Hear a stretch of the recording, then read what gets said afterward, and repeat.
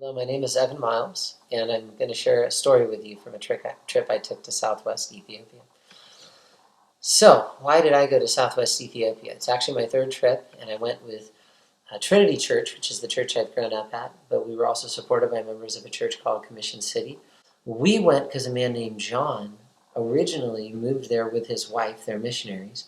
They spent 22 years living with the Suri, and over the course of 3 decades, tremendous changes happened there, but John still goes and visits to strengthen churches, to build relationships, and to just keep building into the people who know God there. And we went with John, and he gave us this incredible opportunity to enter into the world, the ministry, by bringing the Jesus film. So what's the Jesus film? And they translate a film that basically follows the book of Luke into the people's language. But then he said, hey, why don't you go and share the film? His name's Mati, and he'll drive you. And I'm thinking, you're not going with me? He's like, yeah. He's like, you just go. And you know what? We grabbed the projector, and I said, all right. So Mati and I and some others drive out.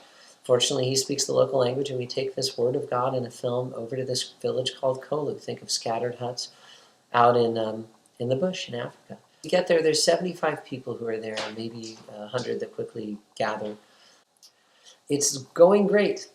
And then the children begin to run. This man who's angry and drunk, someone tries to calm him down, he takes the back of his gun and hits him.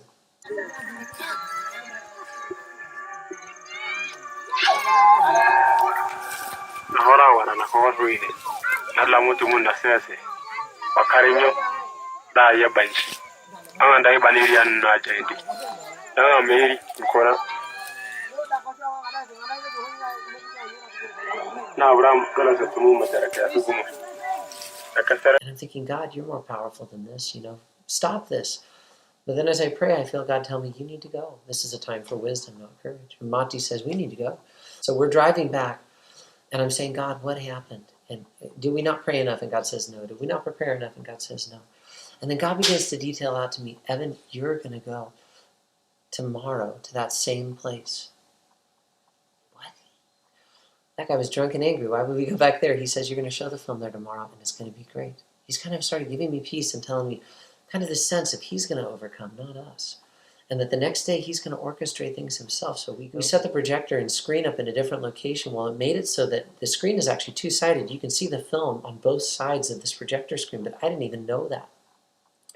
And because you could see it on the other side, the people didn't really line up behind it. But the big thing is the men in the tribe have often been hard to reach. And guess who sneaks up on the other side of this projector screen that I didn't even know you could see was two-sided, if it essentially functioned, so you saw the movie on two sides of the screen. The men begin to sneak up behind. And a missionary who'd ministered there for years, Dr. Hiley, was so touched. He was just blown away. And he said, this is hard to reach the men, and they're the heads of the household. And oh, by the way, that man who was violent and angry said, Dr. Hiley, to the missionary who spent all this time in Kolu, he said, you need to build a church here when the movie was over. Wow. Only God. So I want to encourage all of us, let's step out beyond where we've ever gone before, beyond our comfort zone. And let's go take the good news of who Jesus is to this dying world.